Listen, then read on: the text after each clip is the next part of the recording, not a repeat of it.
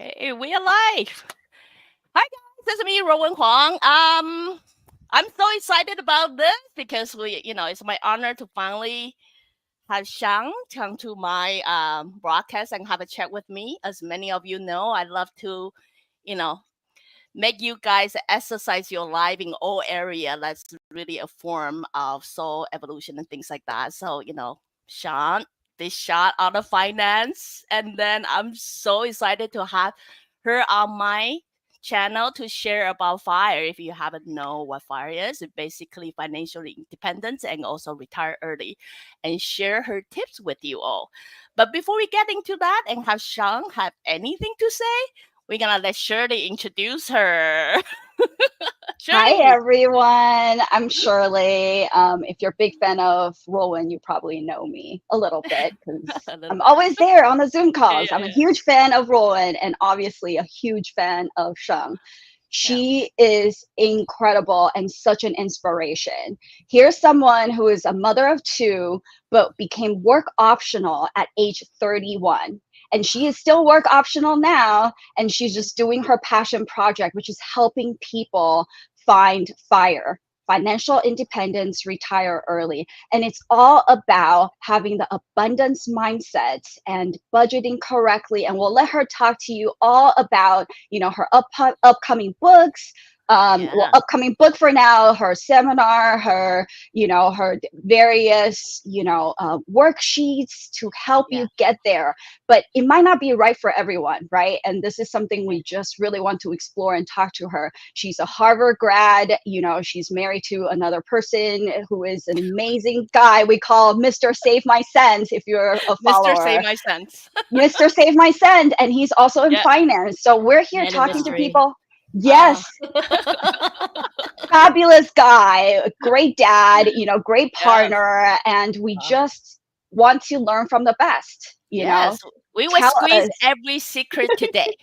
Oh, So we will Yes. yes. try to get everything we can from Sean and hopefully can help you guys get into the, fire state, status as well. So Sean, okay, sorry, just me and Shirley will talk forever. We need to hear you talk. Tell us a little bit about yourself. Hi, everybody. My name is Shang Saavedra. I run the company Save My Cents, where my goal is to help change your money lives 1 cent at a time by focusing on your mental health. And that Whoa. is my message to the world that your mental health is very strongly correlated with your money behaviors. And that if you can address your mental health, your financial wealth is then going to follow. Whoa, you must be one of the kind. I mean, oh my God, you're like so openly connecting the mental and the finance together. That is really amazing. But then, sure, we're gonna get into that. And then I heard that you have a book coming up, right? Yes, I am so, so excited. My book is called Wealth is a Mindset, and it's coming out Listen to that. January 2025. And Right the reason on. why I chose the title Wealth is a Mindset is Yeah. because the book is going to talk about your childhood and the way that you think about money, your mental health, and how we can transform that. Because I Mm, believe that true wealth is yeah. actually accessible to everybody, regardless of how Mm, much money you make, regardless of your intelligence. I yeah. think wealth is attainable to everybody if you Yeah. want it. Yeah. I mean, and, a lot of people like, during my career, a lot of people would say, well, I like to be rich too. And, I like to save money too. But they just simply don't have anything to start with. They believe only like where all people got the saving privilege. Why themselves, they don't know how to, or they don't even know how to begin this whole saving and all that, the planning and budgeting. So from your perspective, like how would you suggest people to start? How does one start? Yeah, and I definitely acknowledge that we all maybe start out with different levels of financial literacy because not everybody, gets that taught in schools, although it is changing in the US in a good way. Yeah. But for example, and I think we'll leave it in the show comments, I have a free budgeting tool, like a spreadsheet that I Yeah. walk people through how to use it. But more Yeah. importantly, you need to understand your emotions behind your spending and how that's all related. Because at the end of the Mm, day, I want you to assign your money to what you value. And some people value buying things, some people value freedom, some people Yeah. want to get debt free. We need to make sure your money is being most productive towards the goals and values that you value the most. And a fantastic tool that I use to diagnose your emotions around money is called the no spend challenge. It's not completely no spend. Like, I'm not making you spend zero money, but That already it's the sounds so tough for me. it's actually not that hard. You can spend on anything that sustains your Yeah, life, yeah, but it's meant to say for about five or yeah. 6 days, we're going to pause on impulsive spending to Hmm. see where your emotions around spending are Okay. coming from. And I have a link for that too. But it's a Yeah. really cool diagnostic. It's helped Yeah, thousands of yeah. people so far in figuring that out. Whoa, that is so awesome. Like it remind me like, I give a lot of example on my website, right? Like every time I do broadcast, I give example. So if people don't know how your emotion associate with money, I would say, correct me if I'm wrong, right? Let's say I love buying jacket. Every time I see a good jacket, I just cannot stop. I'm like, oh my God, I need to have that jacket. Even though all my family say, Mom, I think you already have that one, right? But then it took me a while to realize that jacket is not just a jacket. It's actually how I associate of like a warmth when I was growing up. Like I don't have anybody to cuddle me. I don't have anybody there. So therefore, every time I see that, I want to buy it. So from what you're referring, is that what it meant? Like, I become Yes, more aware of what I'm spending Mhm. instead of I'm spending. exactly. Yeah. Similar Mhm. to you, Yeah. um, I grew up very lonely. I was an only Oh, child, and also my parents and I moved around for my dad's job. yeah, yeah. So I had a very hard time making friends. And Hmm. as an adult, I find myself oftentimes spending a lot of money on Yeah. eating out because I associated eating I can Oh. out relate. Yeah. with finding Oh, friends. I think so many Thinking people can relate. yeah, because I'm like that. Yeah. This is how I can have a social life, and I don't want to be alone. I'm an only kid. I need Oh, friends, yeah, and then so in my 20s, one of the biggest spending items I struggled with a lot was yeah. how do I have friends, but and also not spend so much on spending on eating out. Oh, Thank oh, you I for get it. sharing that. Thank you. Totally. Yeah, I personally did the no spend challenge, and I yeah, realized my biggest spend was emotional eating. When things get tough, Mm, you had a bad day, we ordered the boba milk tea, the yeah. yeah, fried chicken, sushi, the sushi popcorn for me. chicken. Yeah, yeah, and and it adds up. And it's Yeah, impulsive eating, right? So that's something I've noticed. I'm correcting. Could yeah. you talk to us a little bit? And I know you mentioned this on your website. The difference between rich and wealthy, because I think that Hmm. really Oh, helps people with the budgeting. oh, The yeah, for definition of Yeah. sure. yeah. Yeah. Yeah, I will say when I was younger, I wanted to be rich. I wanted to be a CEO of yes. a Fortune 500 company. I wanted a big house. I wanted nice car, nice clothing. Definitely, I was going for an Hermes handbag. Like, I thought that that was what rich meant. Yeah, And I went through a lot of different personal events in my 20s that eventually led me to pursue wealth. And for me, wealth means good, strong friendships and relationships with the Mm, closest people in my life. So this can include my family, my husband, my children, my closest friends. mhm. Wealth to me is health. Like having good physical and Oh, mental health is wealth. yeah, Wealth means that I can spend my time however way I'd like yeah, and well not said. having to give that precious time of yeah, mine to a job that I don't like or to doing things out of obligation because I feel like that's what I'm supposed to do as an yeah, adult.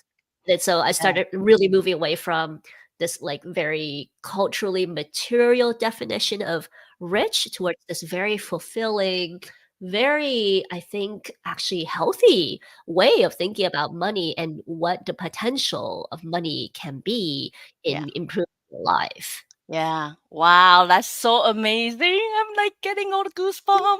Because that's, literally what I've been preaching or, sharing with people most of the time. Instead of, always pursuing money, you should really focusing on overall wealthiness, not just, money doesn't really mean anything. What over the year I see it, most of people pursuing money, they end up feeling more, deprived or, short of or lack of. So Yeah, I'm getting so excited. But anyway, I don't want we can talk about one topic forever. So I'm still gonna move on because I'm pretty sure everybody got a lot of questions for you.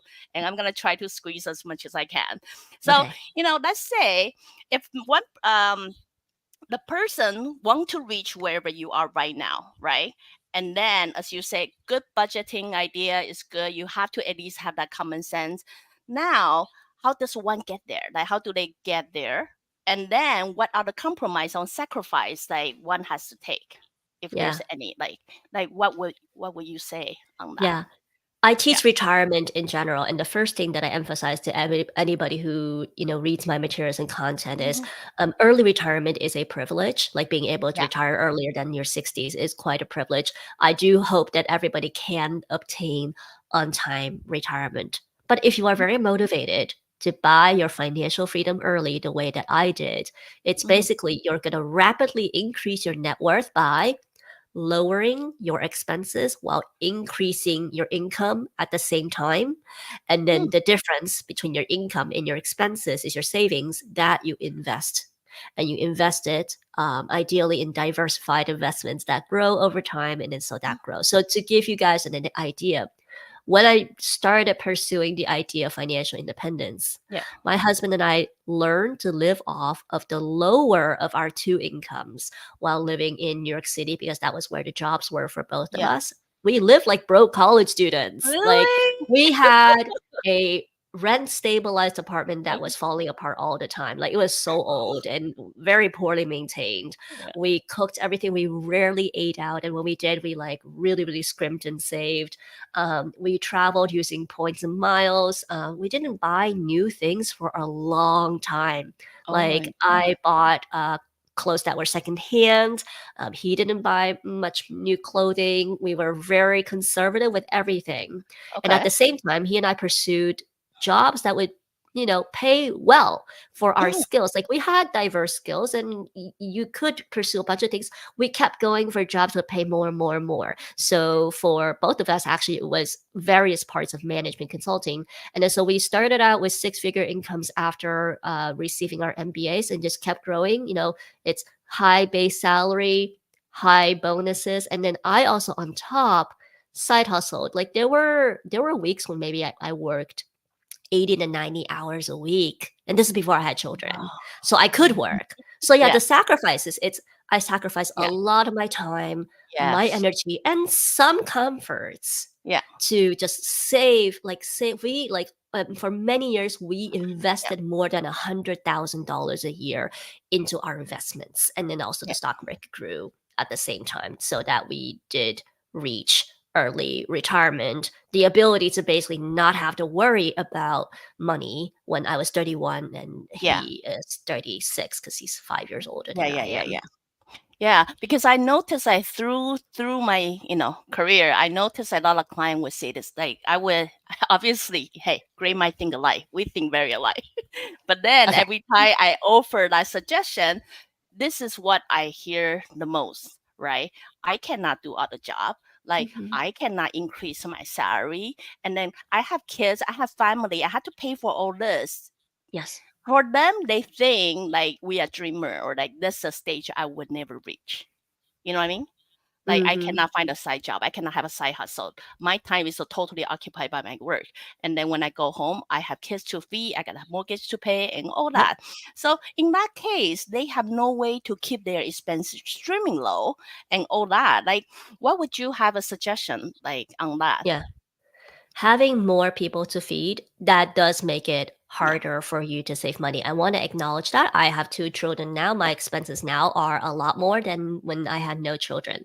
Mhm. So don't even compare yourself Yeah. to somebody who is not in a similar boat. Don't compare yourself to somebody who has no children. Yeah. But that being said, if you wish to really jumpstart your savings, you kind of have to rethink your entire life. And the two areas that a lot of people are not willing to change, but if you are willing to change it, it results in most of the savings is your housing expenses and your transportation expenses, especially in the United States. I also know you have a Oh yeah. broader Asian audience, Yeah. but Yeah. in Yeah. the US, people spend most of their money on their house, regardless of whether you rent or you Yeah. own, it doesn't matter. Yeah. Yeah. Most Yeah. of your money goes to your house. And then the second thing is your transportation, your car. And then if you have Mhm. children, childcare.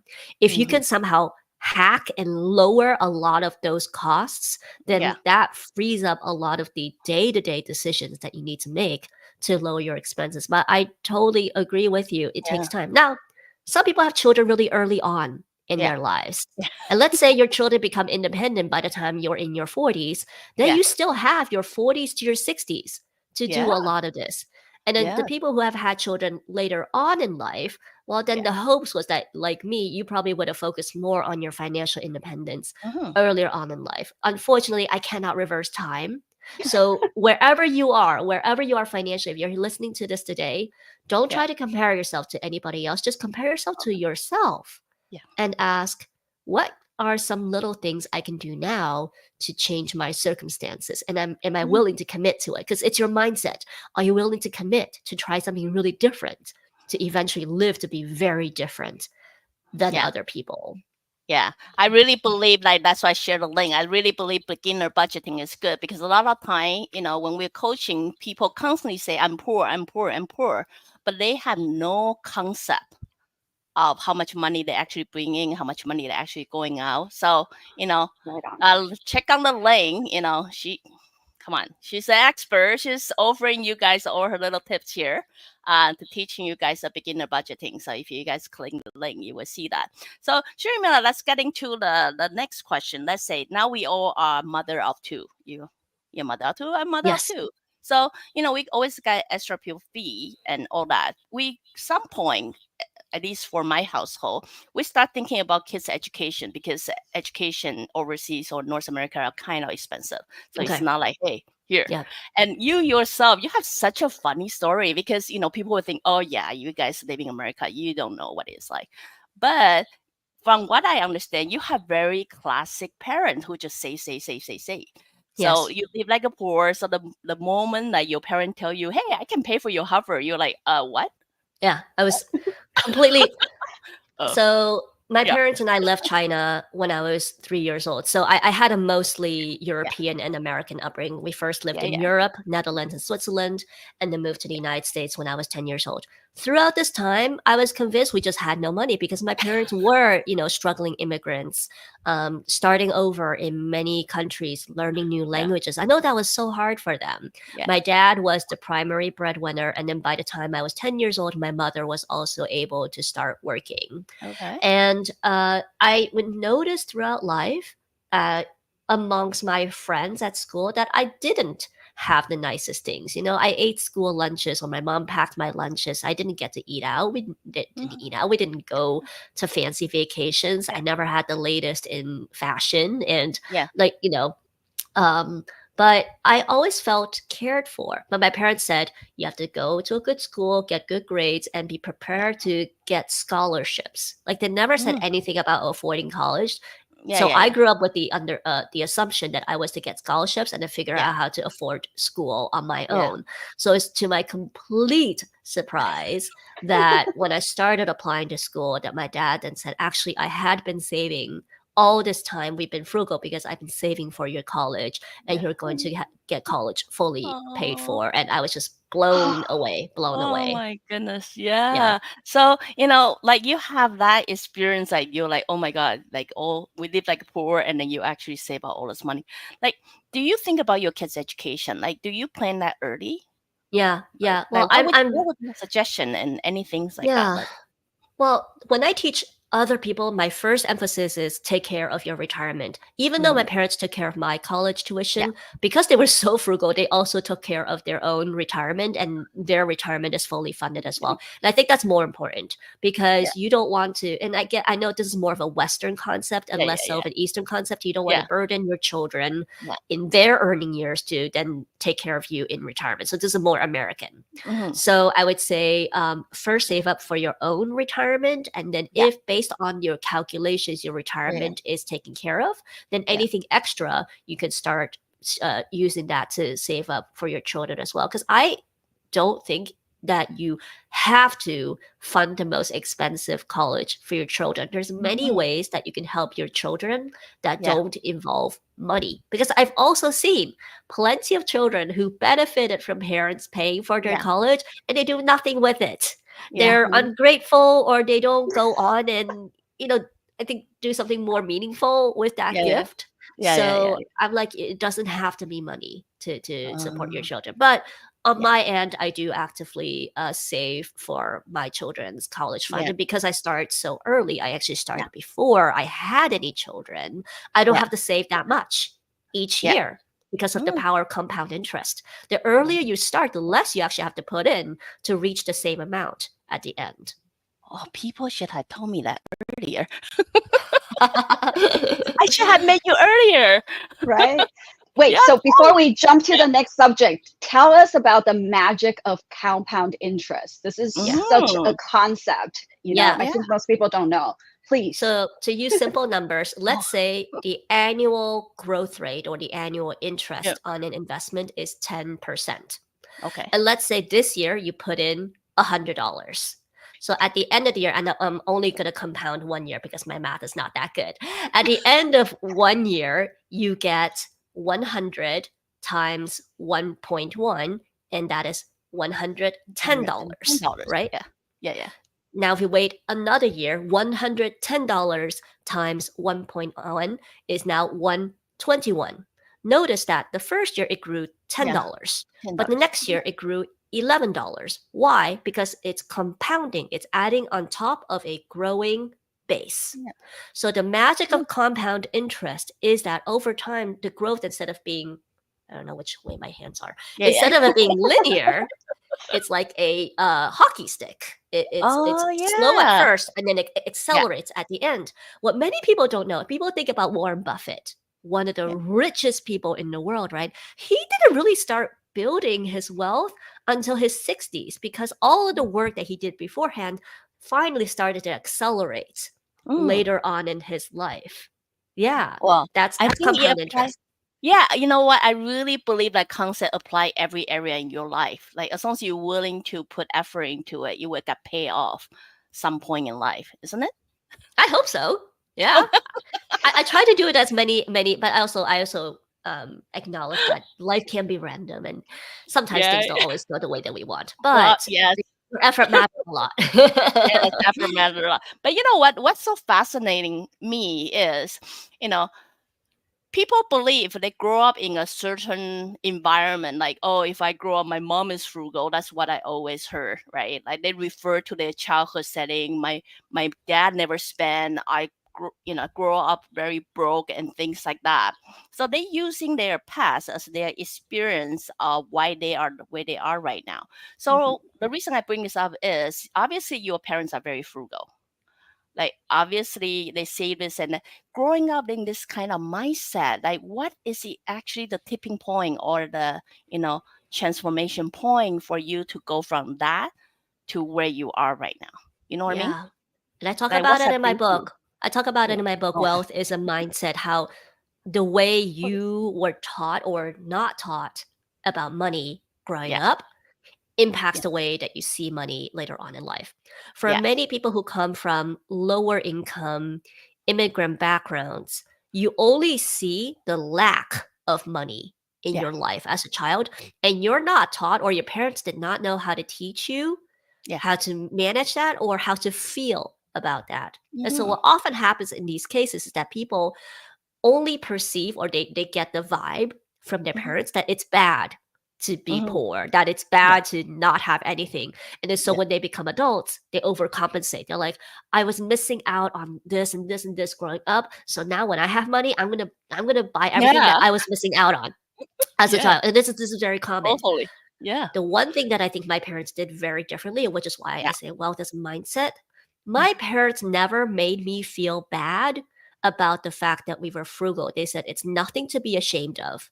There's No. nothing to be ashamed of to not necessarily be the nicest looking or having the latest fashion or be the most popular. My parents always said, focus on focus on what really matters. They're like, they didn't directly say it, but I always knew that Yeah. my parents loved me. I mean, they say it now because they're older and they have grandchildren and they practice say I love you more. They never Yeah. said that they loved me as a child, but I knew that they did. I knew that they cared for me, Yeah. and I knew that they cared about each other, and I knew Mhm. that they wanted to do good, and I had a sense that they wanted to give to other people. That Mhm. generosity was a huge part of themselves growing up, and they took pride in being frugal and good with money because they said this is a good thing. Like this is how you manage money. So as an adult, even though I did go through a phase where I wanted to be rich and I wanted to be Yeah. accomplished, it wasn't because I thought I was poor growing Yeah. up. Not at all. It was more just because I was very ambitious, I think, as Mhm. a Yeah. Yeah. as a person. Yeah. So when people in their adulthood want to kind of run away, I guess, or Mhm.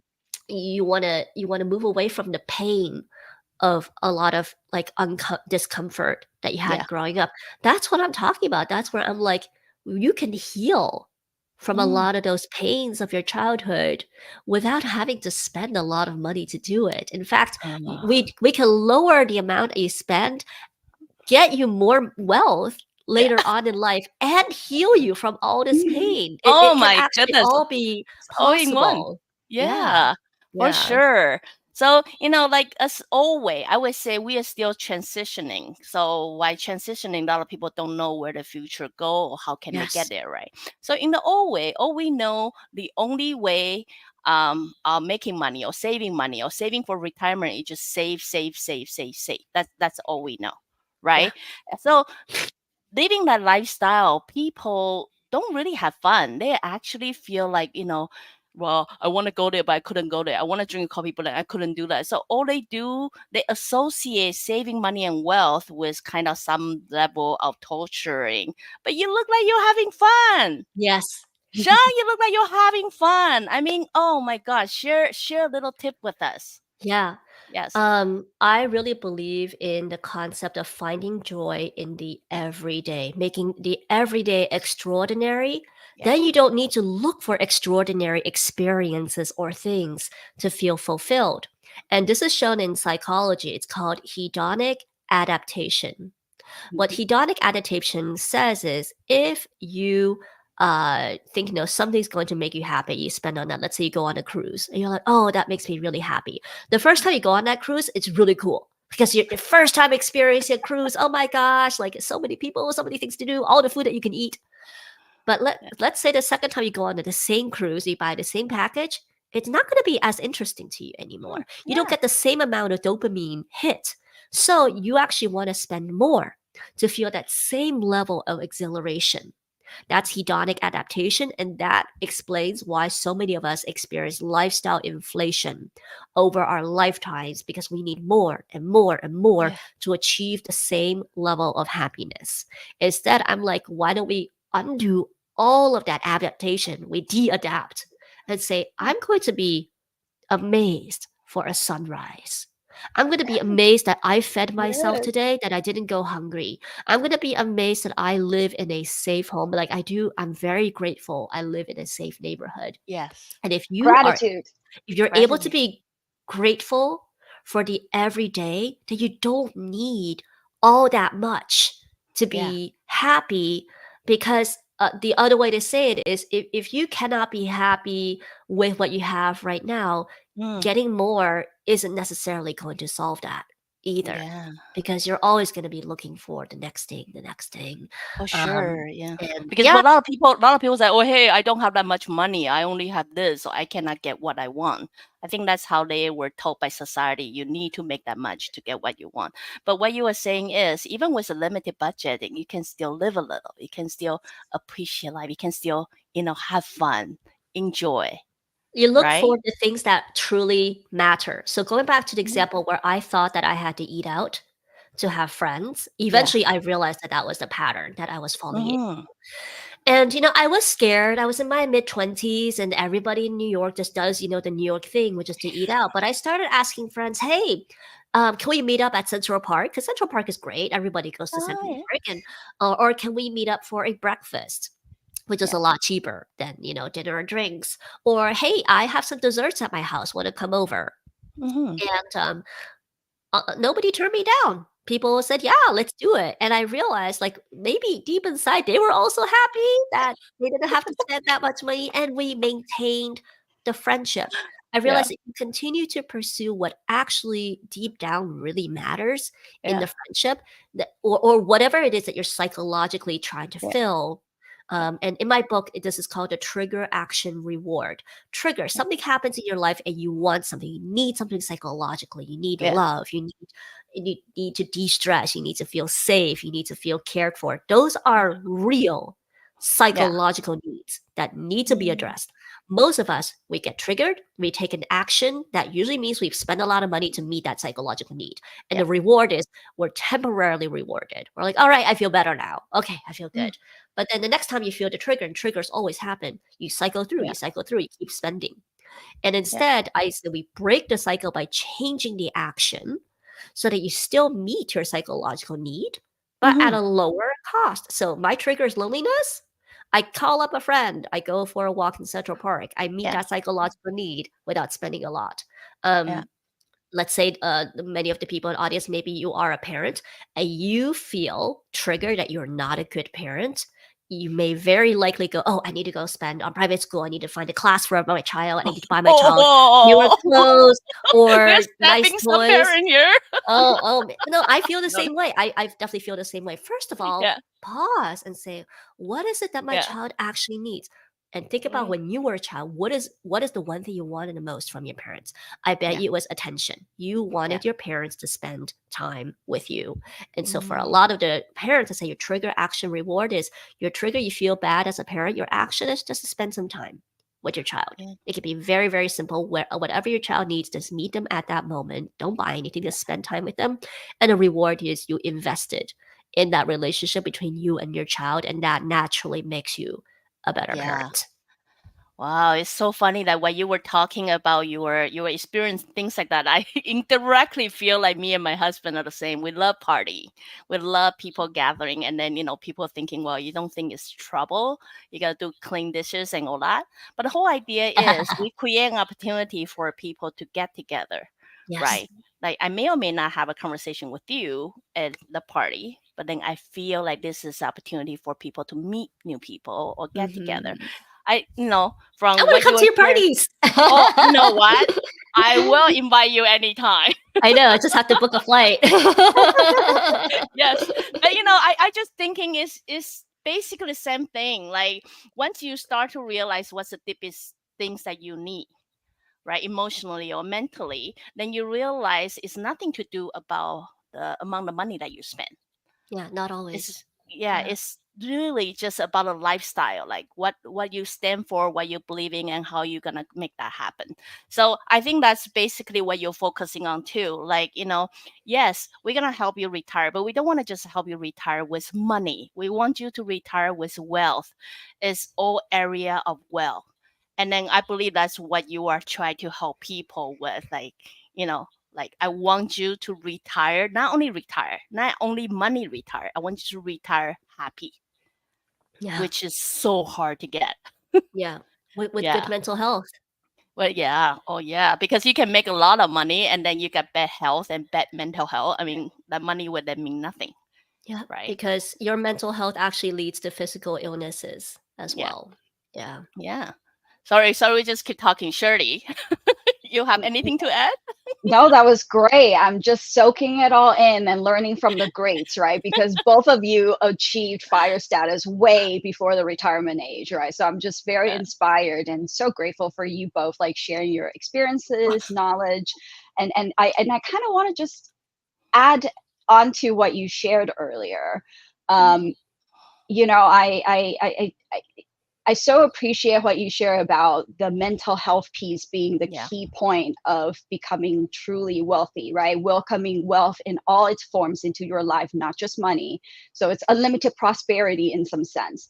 What was that trigger point for you in life where you say, hey, I need to focus my mental health instead of just Mm. financial balance sheets, bank Yeah. account saving, you Everybody know? want to know that. That's a good Yeah. Yeah. question. I mean, there were so many trigger points because there were also like psychological struggles I had that I had to work through myself. I think first it was working through how I feel about my career because I often feel that my career is never at where I want it to be, and I was like, Mm, why is that? Why do you feel that way? Why do you feel mm, unfulfilled?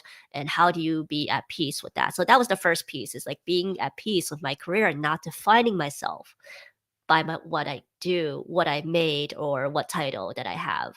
Then my husband and I experienced infertility. So then it was a question of like, what are you willing to do to have a family? And then once our children were here, it changed everything. And it was like, okay, the life you used to lead is now forever changed. How are you going to you know, be the best parents that you could be to your children. And then finally, by the time I had my second child, I had an extreme health scare that landed me in the ICU. Like it oh, literally came out of nowhere. It was a yeah. complete surprise. And that final piece was just like, okay, bam, Shang, like you landed in the ICU. It's a sign. It's a sign that you also need to really, really focus on your physical health. So it was a Oh, yeah, multi-year transformation, but because yeah, I learned to listen to the lessons and the signs that appear mm-hmm. in my life, instead of Yeah, ignoring it, I felt like each one of these events yeah, taught me something. And yeah, the wealth that I hold in my heart is being willing to listen and change yeah, because of those events and try yeah. to be a better person. And that's kind of how my journey has evolved over time. Yeah, I think that's a wonderful story that you share with us because a lot of people, I guess when people look at, us, they're thinking, oh, you guys are so successful. It's so easy for you. But they did not see how we actually gone through a lot of things to get to where we are right now. So The I'm struggles. just kind of take your example, your example. Yeah. And then a lot of people, when they have this kind of situation hit them, they were like, oh my God, you never try to bring me down. They try to hit me. They try to torture me. So the word they use is like, they do everything. When I finally get up a little bit, they try to crush me down. But the Mm-hmm. reality is, you, Sean, or even myself, we had constantly got crushed, but we didn't give up. We didn't give up like this is a lifestyle we want. Yeah. Yes, I got crushed at this moment, but how can I get back onto that? Yeah. Right? So Yeah. wouldn't you say that the mindset of that, like really focusing on this is a life I want to create, and then how can I overcome the obstacle to get there? It's really like the key point to really help people getting there, Yeah. like mentally, well, like we able to fall and get up again, fall and get up again. Yeah. Yeah, it's covered by a fantastic book called Mindset by Mm, Dr. Carol Dweck. yeah. She is a psychologist who researched, okay, she like followed groups of people, similar levels intellect, but like for Yeah. example, in one psychological test, she gave each of them a written test. And one test, basically she told the people up front, oh, like your this is a test of your intelligence. And then like Hmm. another group, she didn't say anything about it. And the Yeah. people who were told that this is a test of intelligence actually performed worse on the Hmm. test than the ones who didn't. Because she was showing throughout her experiments and her book that when you put limiting beliefs on yourself, you are, even if you have the same intellect as somebody else, the limiting beliefs are actually what lead you to failure or less success in life. Mhm. And I also read a lot of biographies. I'm a huge biography nerd. I read a lot of Yeah. biographies of successful people. And I realized like all these success, I mean, going back to the history, like I read Yeah. like the story of Beethoven, the story of Mozart. Like I'm really into music too. I do too. People throughout the centuries, the most successful people, the main thing that they had in common was that no matter what crazy things life threw at them, they Yeah. never gave up. And as a business owner, my side hustle was a wedding photography business. Yeah. I realized, wait, most successful business owners have to do sales. You have to market, you have to sell things, and you're gonna hear no so many times. You're gonna hear rejection Oh after yeah. rejection after rejection. So you really, really cherish your clients. Hey, everybody Yeah. who follows Save My Sense, I love you guys. I love you very much. You cherish what you are able to do, and you Yeah. realize actually it just takes recovering from each rejection and Yeah. learning from that and going forward. So that's why I was like, wait, oh, like it's actually very normal to fail like 99%. of the time. But what Yeah. matters is, are you going to get back up for that 1% of time where you succeed? Because that's when it Uh, happens. That's when like the magic really happens, you know? That well, this book, like I'll tell people, I had the idea of writing a book in my head for a very long time. I didn't Yeah. share with anybody because in a way, I didn't even think that it could be possible with a publisher. Like I know you can self-publish, but I wanted to publish it with a publisher. And it just the universe aligned one day and literally a publisher asked me, can you write a book for us? Like that's how it happened. But had I I credit it to just all the other work that I've been doing in Save My yeah. Sense to build Mhm. up to that moment. So Whoa, I feel like I can sit here forever just listen to her talking. If any Yes. of you don't know my style, I don't edit and I don't have time to. But just yeah. this is all live, straight from her, and then, you guys got to appreciate how genuine and real Shang is, like sharing her life with you guys. And you're such an open person and genuine person. Oh, I really appreciate it. Oh, thank But you. I would love to hear all your story, but I'm pretty sure like there are a lot of, fan is like, come on, I need to know the money part. Okay. Yeah. Yeah, of I'm course. trying. My God. So from what I heard from you, like you would say like saving money is like building the muscle. It's like getting fit, right? Obviously. Yeah. So from what you have shared with us so far, there's a compound growth where people never have any idea of and things like that. So um from your perspective, like explain it in a way like people understand how it's like getting fit. They were like, what are you talking about? Like saving money, getting fit. What are you talking about? Yeah. Right? Yeah. Like, can you share a little bit of that with us? Like, because obviously you have saved money enough. Like, I'm not sure I can share you how much you It's in income the you. millions. That's I can only say it's in the millions. Yeah. It's about a million, but you are compound. You are grow the interest and net worth could grow close to a million to a year. yeah. Yeah. That's very impressive. That's literally, you would grow yourself. Yeah. Everybody's like, well, I wish I can have that too, right? So give us Yes. a little bit tips. Yes, Yeah. Could I add a little? Because I sure. think, I think Yeah. Sean, you mentioned about consistency, just like Mhm. physical workout, you have to do it on a regular, consistent basis to see results. And one thing you talked about, with your followers, um, is that you may not be able to generate or create income of over 1 million a year, but it's possible to grow your net worth over 1 million a year, right? Yeah. And that's the magic of compound interest. Yeah. But in terms of consistency, do you have any suggestions on like how would one invest? Is it just saving, putting in a CD account? Like how do you diversify your portfolio? Is there Hmm. anything people can kind of start with that Yeah. mindset that I'm willing to do the work? Now what?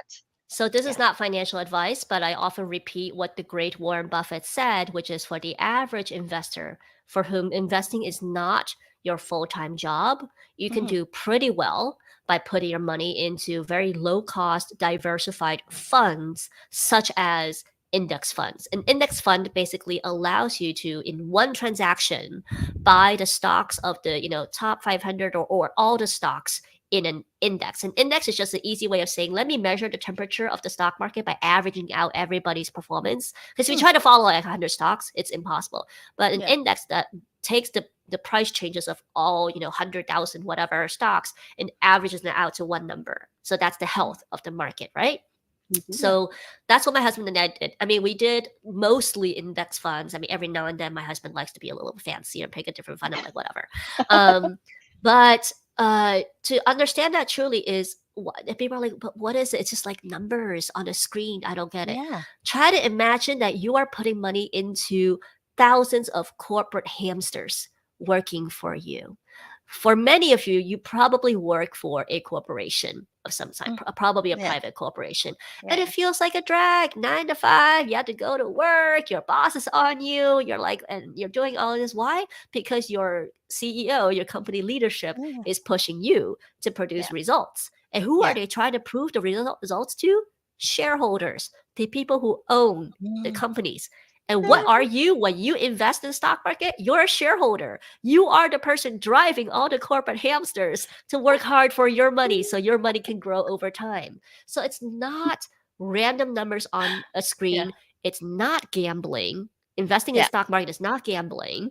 It is Yeah. actually investing money in legitimate corporations and businesses that are motivated to work hard for you so that your money grows over time. Yeah. I'm like, that's fantastic. I don't even have to do much to do it. I just have to save my money, which I have to say, saving my money is easier than working Yeah. for a corporate for the rest of my life. Like, Yeah. I'd Yeah. Yeah. rather do that than work forever. So, Well, I would say like old school mindset. Yes, they save money. That's the only way they know how. And then stock market for them is thinking like gambling. I'm giving my money to someone, and then they gonna play however it is. I could get money. I could lose money.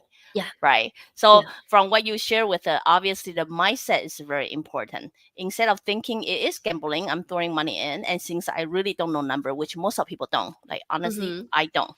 Right. Mhm. So you were saying index fund is like beginner if they ever got interested, want to do that baby test water step would be their go Yeah. to. Yeah, they can absolutely. And I have a free investing class too. I need to send you guys the link for that, Mm-hmm. because you can invest for as little as like a couple bucks. You don't have to put in a lot of money. That's the best part. Like, Oh I'd rather you yeah. start small.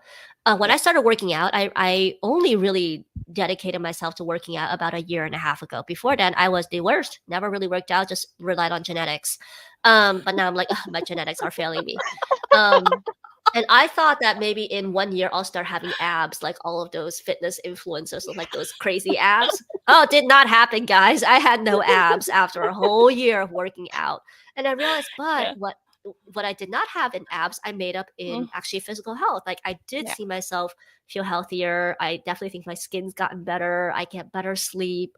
I feel I have more energy. I don't have to nap as much throughout the day. My kids don't make me as tired. I'm eating better too, cutting a lot of sugar from my diet. And Yeah. then this year I actually started seeing like one ab. I'm like, I don't have a six pack, but occasionally I see one ab developing in my stomach area. So that's an improvement. I'm like, yeah, I have more muscle now. Yeah. That's consistency. It is Yeah. realizing that Uh, investing is something you yeah. need to do consistently over time. Because if you only do one time, you put Yeah. in a lot of risk. But if you Yeah. actually look at the chart of a stock market over time, it Yeah. grows. But you have to be patient. You have to invest consistently, and don't even bother trying to time it. Because a lot of people are like, oh, Shang, I want to wait for a drop in the stock Yeah. market before I Yeah. put in the money. And I'm like, yeah, you're not going to get that perfectly done. Nobody can really predict the Yeah. future. Just follow the stock market. And on average, if you include dividends, the stock market grows like 9 to 10% a year. That's pretty good returns. Yeah. Yeah. Like, that's Yeah. really great returns compared to a lot of other things that are out there. Yeah. Wow. Yeah. So it's like getting fit. Guys, don't expect a pack in one day. That's what you say. You have to constantly doing that. So stock market, don't just throw all your money in, but try to build a good habit, Yeah. right?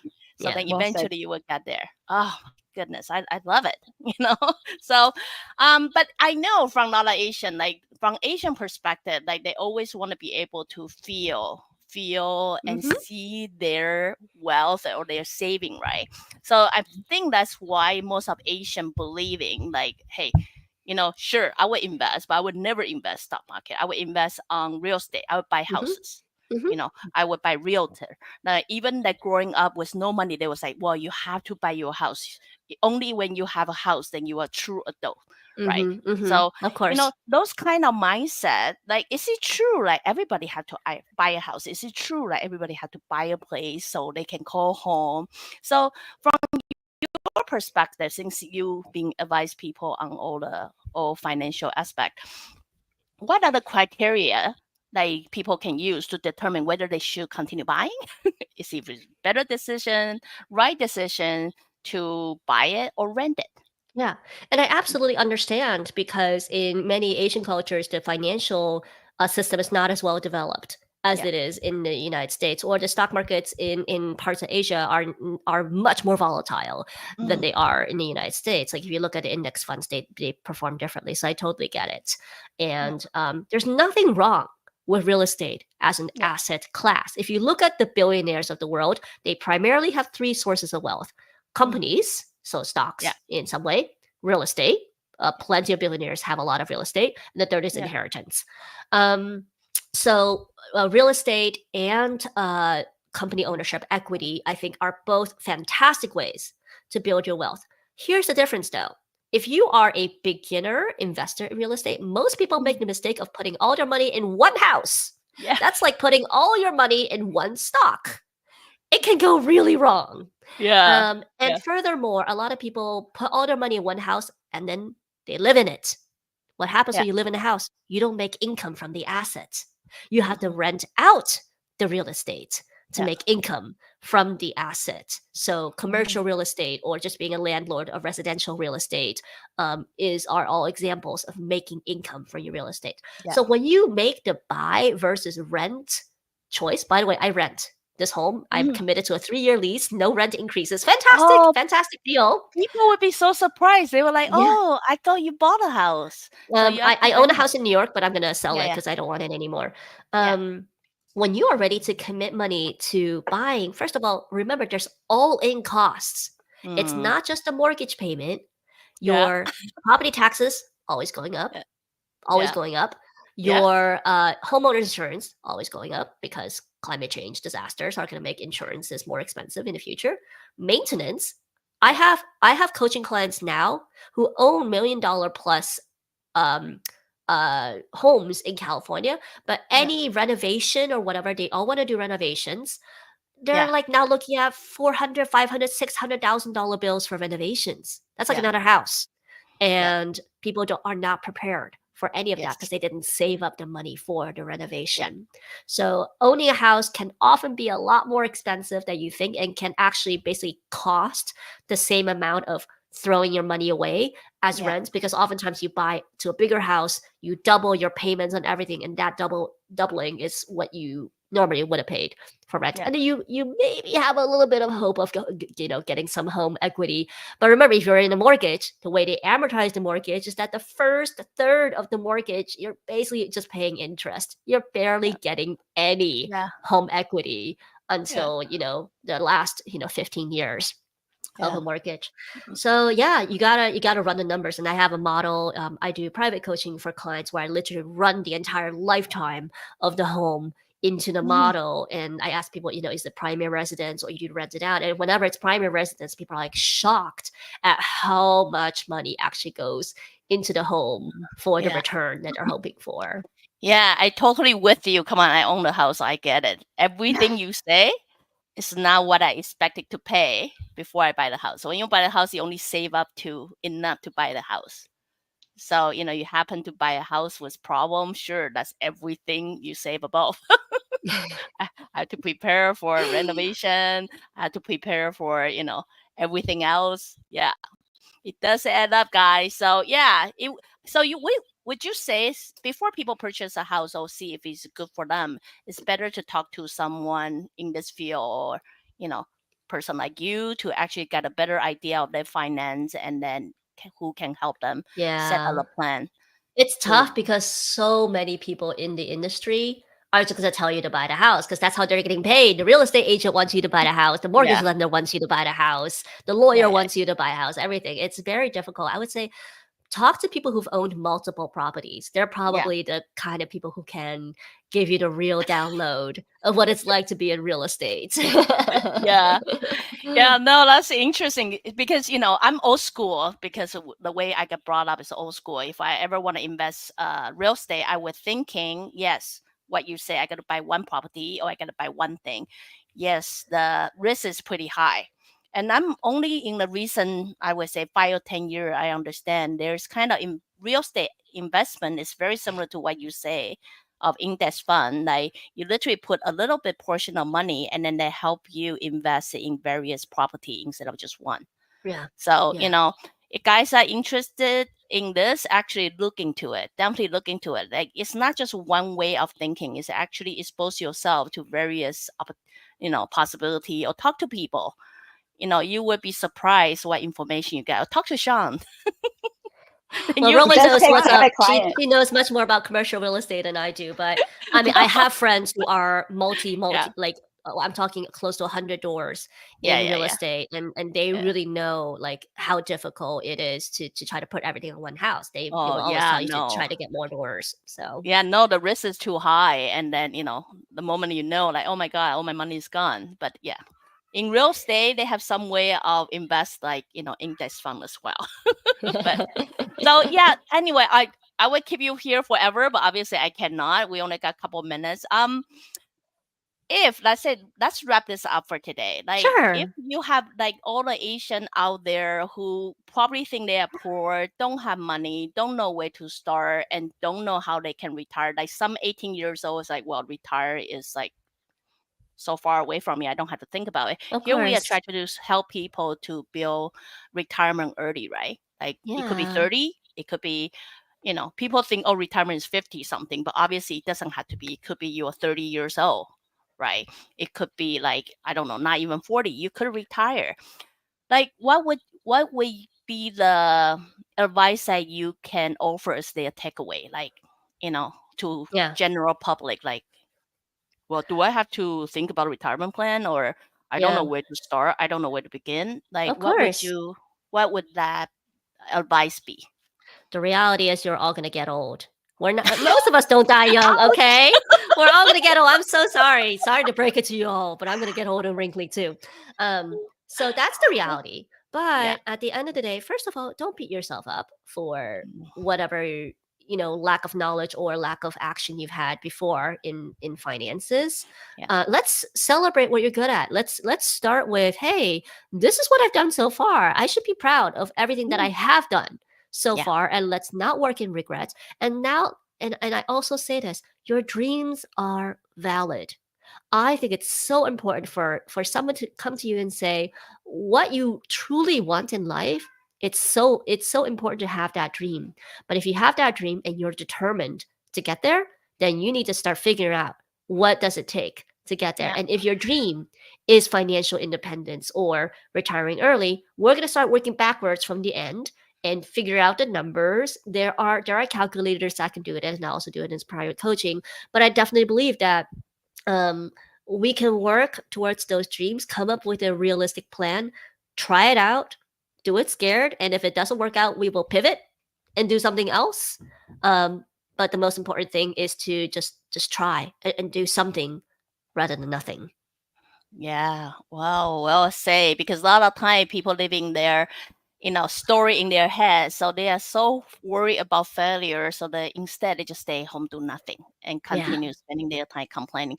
I'm gonna continue showing up, your website, your IG, you know. Oh.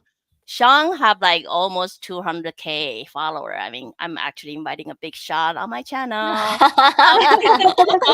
Guys, follow her, because Oh, thank on her you. IG, she give you little tips of, how you can. It's a muscle. Remember, let's go back to, this mindset is like building a muscle. So Yeah, she no would six do. pack right away. Yeah, no, not right away. But if you get a little dose every day, before you know it, you will have like very good concept of the finance, I believe. And then she also have her YouTube.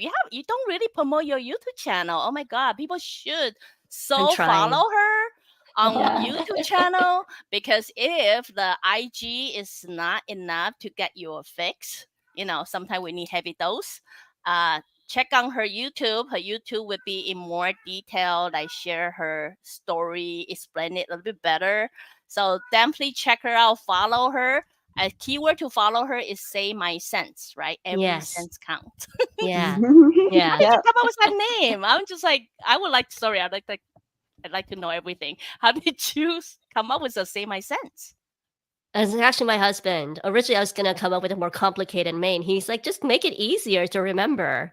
Yeah. Oh, that's Well Yeah. said. what Shout a out to smart Mr. Save My guy. Sense. Shout out. Yeah. Smart guy.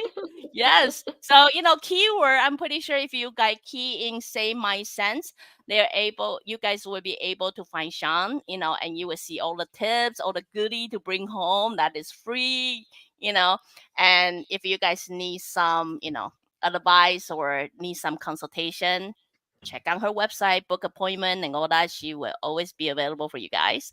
Mhm. So anyway, thank you, Sean, for coming and have this wonderful talk with me. You're Yeah, so Yes.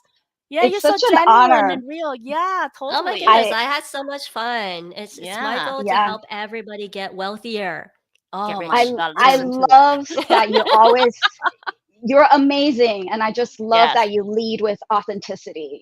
That's what Yeah, that draws me to your content. But I totally. have to say, I know we're at time, and there's so Yeah, many topics we didn't even talk about, like I know. how to navigate debts, right? How to pay off debts, how Yeah. to the difference between like residual and passive income streams, right? Oh, we might have to The bring her back Yeah, more would you regularly. consider Yeah, coming back? call Because me we would love back. to. Yeah, we would love to For talk to you about sure. Yeah. abundance and scarcity mindsets. Maybe Yeah. you can come to like Vancouver. Like Oh, we'll all yeah. do a We will not be special online. We will thing be like real in And a face to person in face. person. conversation. Yeah, yeah, That'll yeah. be so Exactly. cool. We can have Yeah. tea together. That'd be Hey, I would cool. like to I would like to meet Mr. Say My Sense too. So I know, man of mystery. Yes. that would be so cool. But anyway, thank you for coming to my show, and Of thank you for course. Shirley for from Spark Whimsy for connecting us. Oh, you Thank you, guys are wonderful Shirley. women. And then, I'm so happy to have this conversation with you guys. So, next time we will have an opportunity to talk about this. I'm pretty sure after this, I'm gonna have a lot of questions about. Oh my god, I got more to ask Sean. Can you ask this for me? So I'm gonna send it out. Thank Sean, you. I'm gonna have to invite you back sometime. Yes, we'll see you Please come soon. back. Yes, please Yay. come back. Yes. So anyway, so guys, if you like what I'm doing, follow, share, and like. I see you guys next time. Bye now. Thanks, Jane. Bye.